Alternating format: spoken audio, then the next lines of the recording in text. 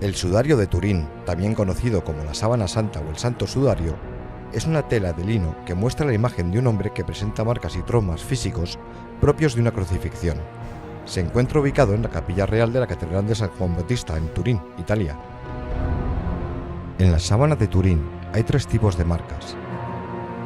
Las más evidentes son quemaduras de un fuego que casi destruyó el lienzo en la Edad Media. Después está la imagen anatómicamente correcta de un hombre visto de frente y de espaldas. Y en tercer lugar, lo que parece ser manchas de sangre. Las manchas de sangre coinciden con las descripciones bíblicas de la tortura y la crucifixión de Jesús, de las heridas ocasionadas por los golpes, de la corona de espinas y la lanza. ¿Pero realmente la sangre es sangre? ¿Y cómo llegó la imagen a la sábana? El misterio constante que rodea estas preguntas ha supuesto un reto para los científicos a lo largo de generaciones. Casi todo el mundo ha oído hablar de este objeto. Quizás estemos ante uno de los más enigmáticos de la historia. Hablamos de la sábana santa, o también conocida como el santo sudario de Turín. Está fielmente custodiada por la Iglesia Católica, como bien saben. Pero vamos a ver mucho más sobre este tema y sobre todo vamos a estar muy bien acompañados, que eso es lo importante siempre. ¿Qué o quién se supone que aparece en esta tela? Ustedes tendrán sus teorías, pero aquí vamos a tener la verdad. Les invitamos a conocer este objeto polémico que podría ser una prueba física y un fenómeno incluso milagroso para quien crea en ello. Un fenómeno paranormal para los que no crean en lo milagroso, porque hasta la NASA ha querido saber qué hay de verdad en esto de la sábana santa. Isaac Campos, ¿qué tal? Muy buenas, muy bien. ¿Hay verdad en esto de la sábana santa? Hay verdad, pero también es cierto que hay polémica y tenemos ahí a 2 bandos enfrentados porque estamos hablando de, digamos, de un objeto con mayúsculas, porque de ser auténtico significaría la refutación de muchas cosas sobre nada más y nada menos que quizá la persona más importante de la historia, como puede ser Jesús de Nazaret. O sea que todo lo que tenga que ver con él, desde luego, crea muchas polémicas. Tenemos el Santo Grial, un montón de reliquias, pero sí que está este lienzo que desde luego ha sido muy investigado y que podría ser una prueba física de un fenómeno aún muy difícil de explicar. Decíamos milagroso, paranormal. Claro, ahí dependiendo, está. ¿no?, de en qué lado estés. Es que sí, serían 2 términos para mí bastante parejos, porque sería la constatación física de un fenómeno milagroso, que sería el de la resurrección, que es lo que probaría la sábana santa, que hubo una resurrección y por lo tanto se confirmaría todo lo que conlleva eso para la historia de los cristianos y de los católicos, etcétera. Y si ha habido esa resurrección en el campo de los fenómenos paranormales, pues estudiar cómo se pudo quedar eso impreso, porque para hacer eso, al parecer, hubo una cantidad de energía increíble que sería imposible de reproducir. Porque sería energía entonces que había despedido ese cuerpo, ¿no? Exactamente, sería una energía en un tiempo absolutamente cortísimo de tiempo, durante unos pequeños, no sé si arriesgarme a decir segundos o menos, ¿sí?, en los que se quedaría impresa esa imagen. Si no, no habría, digamos, explicación de por qué en una tela queda impreso pues este cuerpo, ¿no? Porque es un cuerpo donde es una tela donde evidentemente estuvo un ser humano, y lo que pasa es que se ha tiznado, digamos, se ha dibujado, se ha quedado dibujada esa silueta. ¿A través de qué proceso? Pues ese sería el proceso paranormal o milagroso. Ese sería. Les decíamos que estamos bien acompañados porque tenemos una conexión en directo, nada más y nada menos que con Santiago Vázquez. Ya nos hemos hablado de él justo al inicio del programa, con este libro que ha publicado, Sábana Santa, lo nunca contado. Santiago, ¿qué tal? ¿Cómo estás? ¿Cómo estás, Gemma, Isaac y a todos los espectadores? Muchísimas gracias por vuestra invitación. Bueno, pues Santiago, te vamos a preguntar lo primero. ¿Qué hay de verdad en todo esto? ¿Esto es verdad o no es verdad? Mira, es que no hay duda. La Sábana Santa es Popper de Jesús de Nazaret. Ahora bien, en 2 minutos apenas habéis dicho un montón de cosas interesantísimas y muy importantes. Isaac decía hace un momento que esa sábana, esa síndone, contuvo un cuerpo. Efectivamente, así es. Contuvo un cuerpo, un cadáver, para ser más concreto, y que además no se inició en él el proceso de descomposición propio de cualquier cadáver. Esto es muy interesante porque se ha hablado desde hace muchísimo tiempo de posibles artificios, falsificaciones, moldes. Y esto hay que decirlo, en ningún laboratorio del mundo hasta el momento se ha conseguido reproducir la impronta, la imagen sindónica, dorsal y frontal, con todas sus características. No vale que sean 2 o 3, tiene que ser todas las características que en 1978 el STUR, con la sábana santa in situ, 5 días y 5 noches, que autorizó el Vaticano, obtuvieron o llegaron a una serie de conclusiones, y son esas características, como por ejemplo, que para mí es una de las más importantes, por no decir la más importante, que es la tridimensionalidad. Eso rompe todos los esquemas de cualquier científico, y no digamos de cualquier cientificista. Esto es lo peor, caer en el, como decía Karl Popper, en el cientificismo. Es decir, la negación a no querer explicar un fenómeno porque es inexplicable. Hablabais de paranormal o milagroso. Si me permitís, puntualizo muy brevemente. Ese fenómeno que se produjo en ese lienzo es un fenómeno paranormal sobrenatural. Paranormal porque está al margen, al lado de lo que es habitual, normal, de lo que no es la norma. Y sobrenatural, el término sobrenatural, solamente hay que reservarlo para concernir a lo divino en un contexto místico, religioso, espiritual.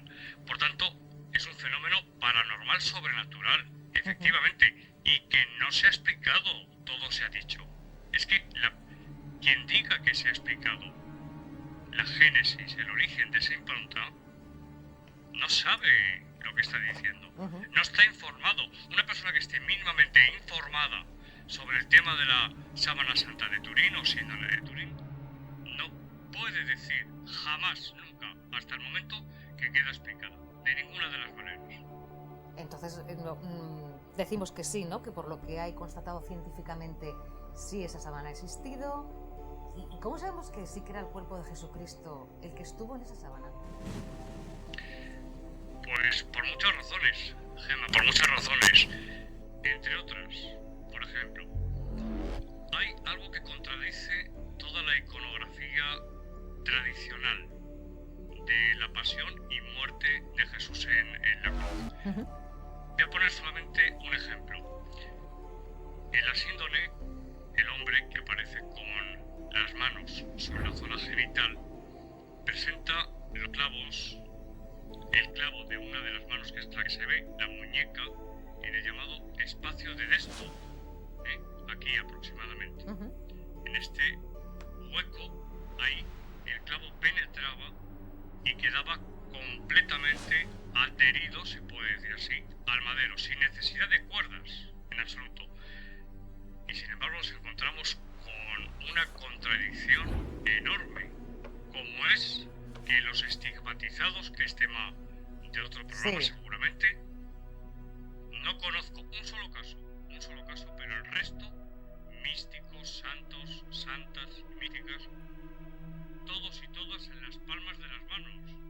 ¿Cómo es eso posible? No hubiera sido posible, ¿no, Santiago? Te pregunto, porque si hubiera sido un clavo que hubiera estado en esta zona, se hubiera desgarrado la mano. Pregunto. Se hubiera desgarrado. Efectivamente, el doctor Pierre Barbet, cirujano jefe del Hospital San José de París, una eminencia, hizo algunos experimentos con cadáveres reales. Luego él cuenta en alguno de sus libros, y hablamos de un médico muy prestigioso y eminente, que se iba a presenciar, a escuchar misa por el alma de ese difunto que había crucificado. Bueno, pues es que se caían, se desgarraban, efectivamente. Santiago, Pero por muchas otras razones. Sí, Santiago. Por muchas otras. Santiago.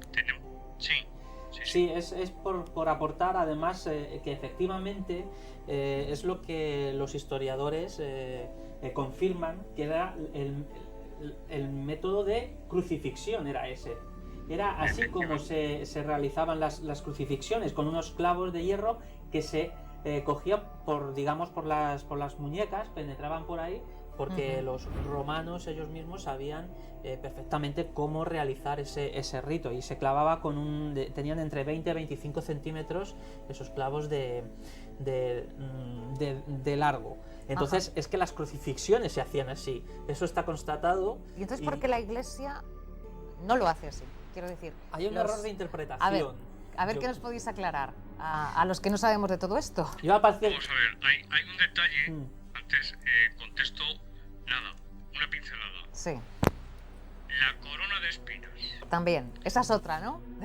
El único caso en la historia que se conozca, y no hay documentación histórica que lo acredite, del único crucificado al que se le colocó, no una corona, un casco, un capacete, un casquete, se puede decir de diferentes formas, que le cubrió al hombre de la sábana santa desde la frente hasta la nuca, fue a ese hombre, al hombre de la síndone.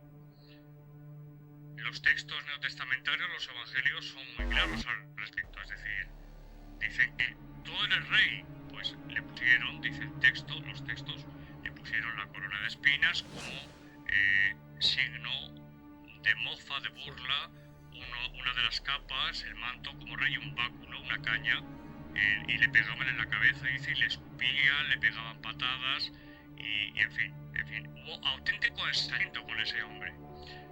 Por tanto, es evidente, y podríamos seguir con muchos más detalles. Por ejemplo, dice el texto que días antes de morir una mujer derramó nardo, un ungüento de nardo en el pelo de Jesús de Nazaret. Bueno, pues en 1978, cuando este grupo de científicos, 40 científicos, eminentísimos, estudian de principio a fin, pero estudian la zona del pelo, encuentran restos de ungüento de nardo. Claro, es que son un cúmulo de son demasiadas cosas, ¿no?, que coinciden. Que uno se queda diciendo, es que por cálculo de probabilidades es una contra varios millones. Es que hablamos de este cálculo de probabilidades. La Iglesia, bueno, pues la Iglesia aquí hay que dejar muy claro, porque hay mucha confusión, ya ven, mucha confusión, que no está interesada en que sea auténtica. Eso no es verdad. La Iglesia lo que dice, es decir, primero, la Iglesia, hablo de la Iglesia Católica. La Iglesia Católica, como reliquia, la considera como reliquia, pero nos remite a la ciencia. Es decir, la Iglesia no es materia de fe. Los católicos que nos estén viendo no tienen por qué creer en la autenticidad de la sábana santa, no es artículo de fe. Y la Iglesia lo que dice es lo que diga la ciencia. El carbono 14, que vais a preguntar seguro, Cuéntanos tú ya. La única prueba, la única que ha hablado en contra de la autenticidad de las... O sea que entonces ahí estamos hablando de la ciencia, según lo que estás comentando entonces, ha puesto en tela de juicio que sea real. Fue un 13 de octubre de 1988, si me permite, Santiago, pues comentar un poquillo, introducir, ¿no?, el tema de este estudio que se realizó y que se presentó, como decimos, en los años 80, y que a través de él, digamos, prácticamente pues todo el mundo se quedó con que se trataba de una falsificación hecha en el medievo, ¿no? Porque el cardenal Anastasio Ballestrero, Sí. bueno, pues presentó lo que habían hecho este estudio, que fueron 3 universidades distintas cogiendo muestras de la sábana santa para ver. Y entonces dictaminaron que esa tela supuestamente estaría en realidad realizada entre los años 1260 y 1390. No nos cuadra. Claro, no cuadra, no cuadra. Y no cuadra. Lo que tampoco cuadra es que te pongas a analizar ese informe científico y no cuadra las más de 26 anomalías detectadas en el proceso de ese estudio supuestamente científico. Como digo, intervinieron 3 universidades, la de Zurich, Oxford y Tucson. Sí. Como digo, pues eso, vamos a ver, surgen muchas preguntas, y es, por ejemplo, ¿cómo es posible que alguien en la época medieval pudiese realizar esto así, digamos, con qué materiales?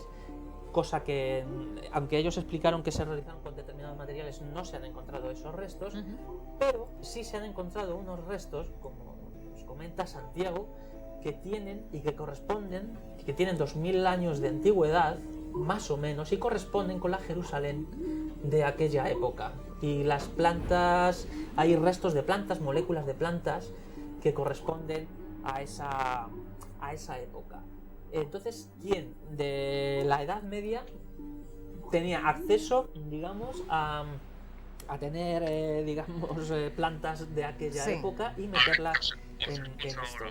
Entonces, hay una serie de, de contradicciones o de elementos que a los escépticos de la ciencia, pues no les cuadra, y tiran por tierra mucho de lo que se ha hablado con el tema del carbono 14. Ya. Y que por lo tanto esa prueba estuvo, digamos, manipulada. Hay quien habla también de conspiración, etcétera.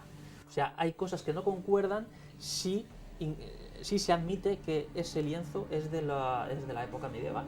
Ya. Oye, una cosa que me ha dejado a mí bastante... me ha chocado, ¿no? Cuando decías el tipo de energía que tenía que haber existido para en tan poco tiempo que quedaran esos restos en esa sábana. No sé, Santiago, si nos puede contar cuánto tiempo estuvo envuelto el cuerpo en esa sábana, y hablabas de imágenes tridimensionales. ¿Qué es lo que tiene de especial todo eso que no se ha encontrado en cualquier otro sudario? ¿La pregunta es para mí o para Isaac? Para ti, Santiago.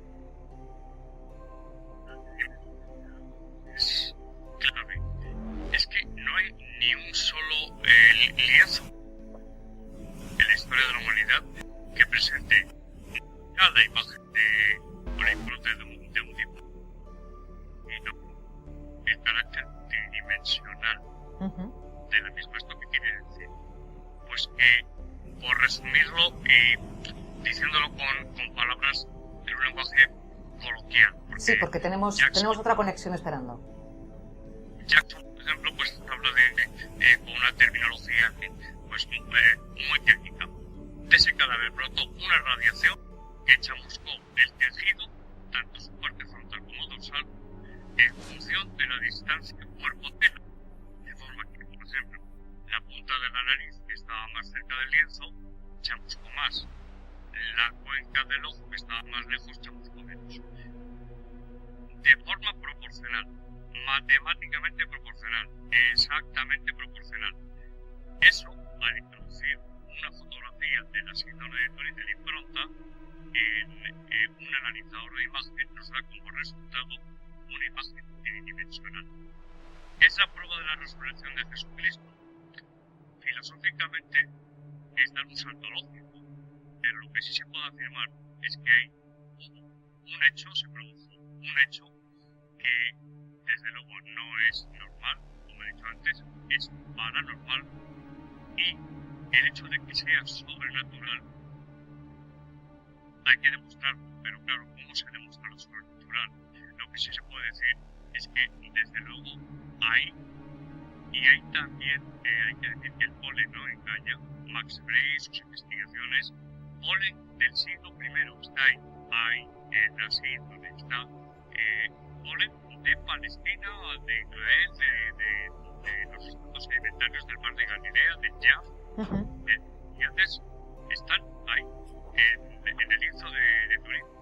Es decir, son pruebas más suficientes para pensar, ojo, que aquí estamos ante una falsificación, la imagen no está formada por pigmentos, no hay tinte de colorante, es un chamuscamiento. Chamuscamiento, ¿no? Lo que hablábamos de la energía que desprendía ese cuerpo.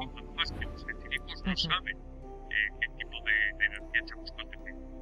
Muy bien, pues Santiago, un placer hablar contigo, enhorabuena por el trabajo de la Sábana Santa, lo nunca contado.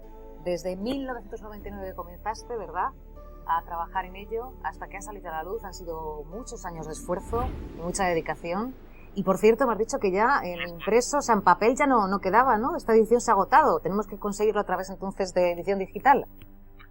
Sí, pues parece ser que sí quedan pocos en papel, pero bueno, en formato electrónico sí.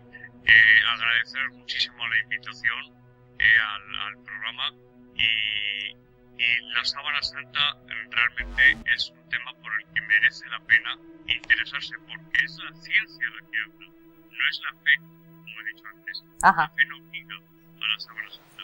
La ciencia dice que la Sábana Santa es...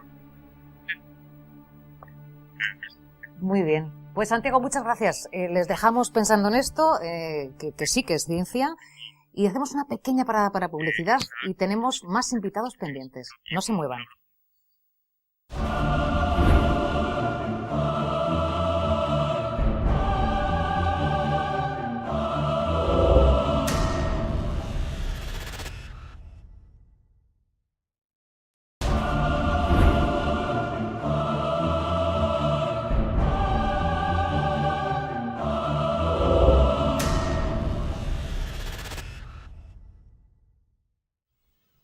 Bueno, pues tras la pausa de publicidad, les decía que teníamos otra conexión que nos estaba esperando. La verdad, Isaac, que necesitábamos, aunque fueran solamente estos segundos, para reposar todo lo que nos acaba de contar Santiago. Y toda la información que genera este objeto, que seguirá siendo polémico. Hay mucho que hablar de él, desde luego. Yo estoy segura que de aquí a tiempo seguiremos hablando de ello. 2000 años de historia dan para mucho. Y tanto dan que tenemos más investigadores con nosotros. Justo nos está esperando también para conectar con nosotros otro de los colaboradores de Ciencia y Misterio, ya saben, habitual. Y bueno, pues un investigador que la verdad, bueno, pues su vida la ha dedicado a eso, ¿no? A estar entre papeles, entre legajos, intentando saber algo más sobre todos estos misterios. En este caso, el de la Semana Santa. Semana Santa nos queda un poco de tiempo. Sábana Santa. La Sábana Santa. Fermín Mayorga, cuéntanos algo más sobre todo esto. Arroja luz a las dudas que tenemos. Hola amigos, buenas noches, ¿qué tal?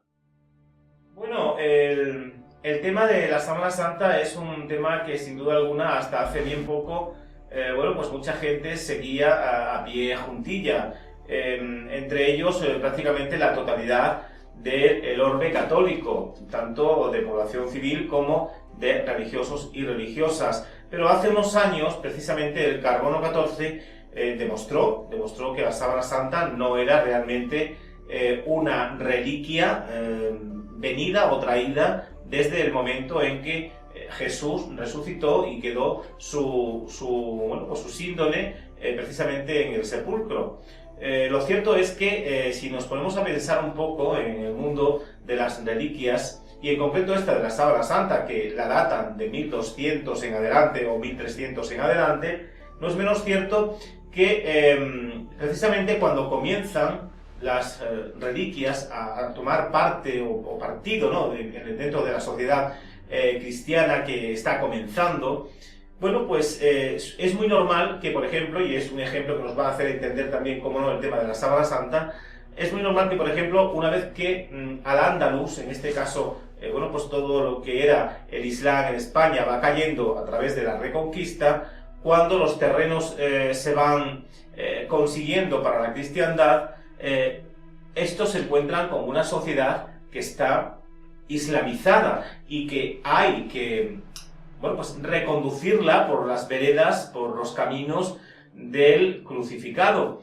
Y que para ello pues hay que inventarse determinadas cosas para que la gente precisamente bueno, pues siga, ¿no?, esas veredas.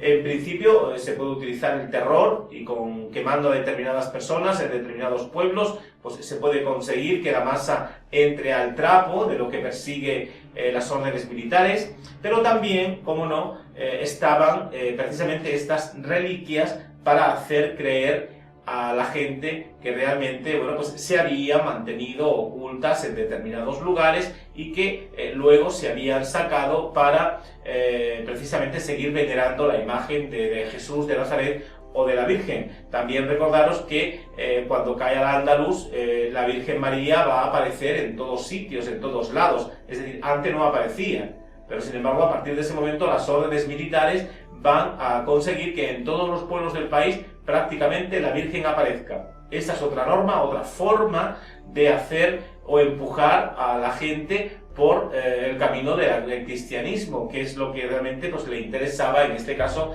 a los poderes fácticos, por un lado a la monarquía y por otro a la Iglesia Católica. Y con la sábana santa pasa más de lo mismo. No puede ser que un trapo de hace 2000 años que no ha sido tratado ni fue escondido con, digamos, con los elementos que hoy sí podría haber para mantener una pieza de estas características en un estado más o menos pues bien, pudiese precisamente digamos aguantar, ¿no?, pues todos esos 2000 años. Un trapo no aguanta tanto, por mucho que nos quieran decir lo contrario, pero escondida estuvo en determinados lugares hasta que llegó a Turín. Tenemos también casos en España de elementos de estas características, como por ejemplo el famoso mantel de Coria, es decir, otro trapo, otro cacho de mantel que según se cuenta, bueno, pues estuvo en la mesa de Jesús cuando la Santa Cena, y ya no digo de los famosos prepucios de Jesucristo, que hay un montón repartidos como reliquias por determinados lugares. Esto queda muy bien para los años y los siglos donde la incultura estaba establecida y la gente se creía todo esto porque se lo metían a cuchara. Pero en épocas como la de hoy, donde las nuevas tecnologías están al orden del día, donde hay avances científicos que demuestran y tiran por tierra todo este tipo de historias, pues no hay más remedio que apechugar con esa realidad y bueno, pues escuchar de boca de algunos religiosos, y en este caso de la propia Iglesia, que realmente la sábana santa no es una reliquia, sino bueno, pues es una falsa reliquia. Por lo tanto, a pesar de todo eso, se sigue venerando en Turín porque esta reliquia, a través de los siglos, pues ha ido afianzando una gran cantidad de personas hacia ella, y eso ha derivado en determinados donativos, en determinados dineros que se dejan en el templo donde se encuentra la misma.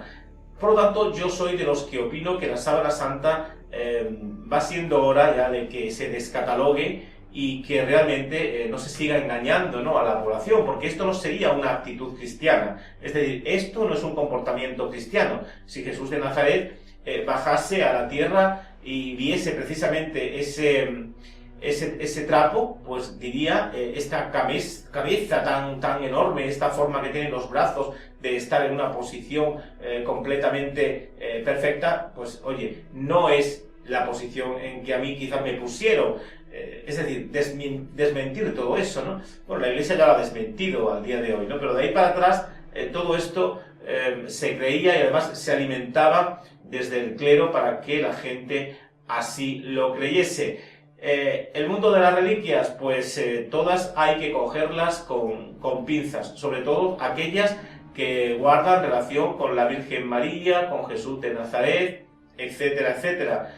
Por lo tanto, la sábana santa hoy está demostrado que es una falsedad, y lo mínimo que se podría hacer era destruirla porque ha sido un engaño, y todo lo que ha engañado a una determinada población, eso a nadie le puede gustar, a no ser que seas un fanático, una persona que vas con los cabrestos puestos como los burros o como las mulas y que solamente miras para adelante y no miras para los lados, que por desgracia todavía hay mucha gente de este tipo, pero eso no quiere decir que los demás tengamos que ser cómplices de este tipo de comportamientos y de este tipo de embuste. Esa es mi opinión sobre la Sábana Santa y sobre prácticamente la totalidad de reliquias que existen en torno a estas figuras que hemos dicho, la Virgen, Jesús de Nazaret, incluso los apóstoles. Hay quien incluso, y eso es vox populi, en algunos lugares se conservan, ¿no?, también la espada del apóstol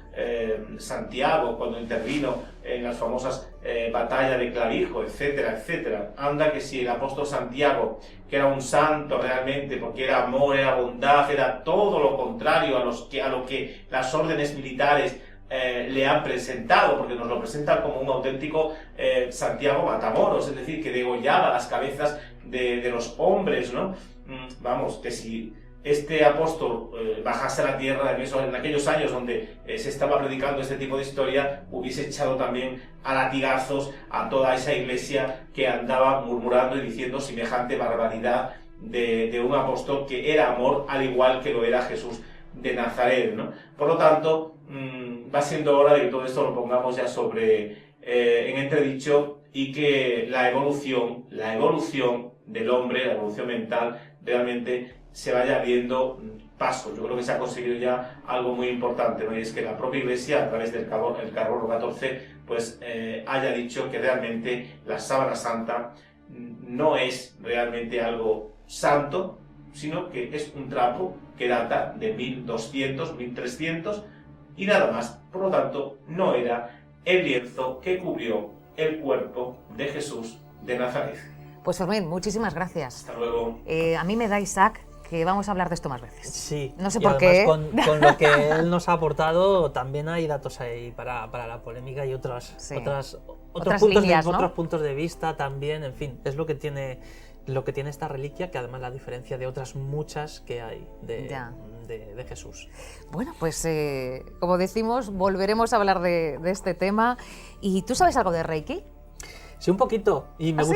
me gustaría aprender. ¿Te gustaría aprender? Sí, Oye, me pues gustaría, porque me han hablado de ello Sí. y dicen que sí. ¿Y has escuchado tú algo muy del chulo. maestro que nos va a acompañar ahora, de Micael Serdián? Hombre, por supuesto. ¿Sí? Sí. Pues entonces no te Vale. muevas, porque nos Vale. vamos a hablar sobre sanación. Perfecto. Y en este caso hablamos de Reiki. No se lo pierdan, porque ya tenemos aquí a nuestro invitado.